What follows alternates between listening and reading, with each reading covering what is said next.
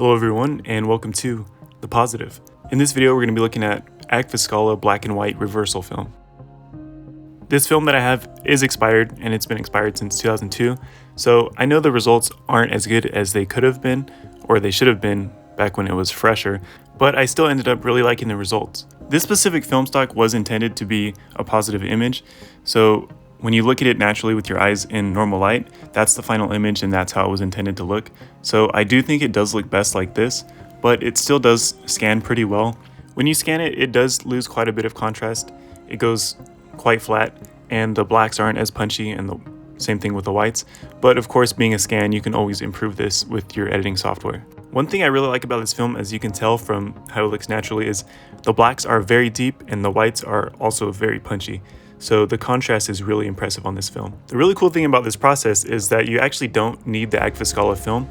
That film is long out of production and the processing is done by Dr5, and you can actually use most common films. Actually, one of the most popular ones is HP5 that processes really well in this style. So it's done by Dr5, and on their website there's not a ton of info, but they do state that the negatives, or actually the positives, come out 4 to 5 times better than their negative process counterpart. And honestly, the images are really impressive in person. I think it's something that you'd have to see for yourself to see it at its best potential. So I do recommend this process. I really like it.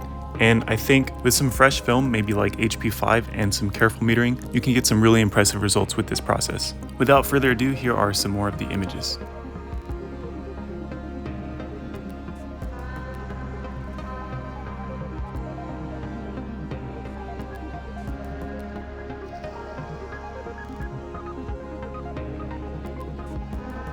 These photos were shot in Berkeley, California with the model Shari Putra, and she's a really cool model, somebody that's great to work with, and if you get the chance, I would definitely recommend working with her.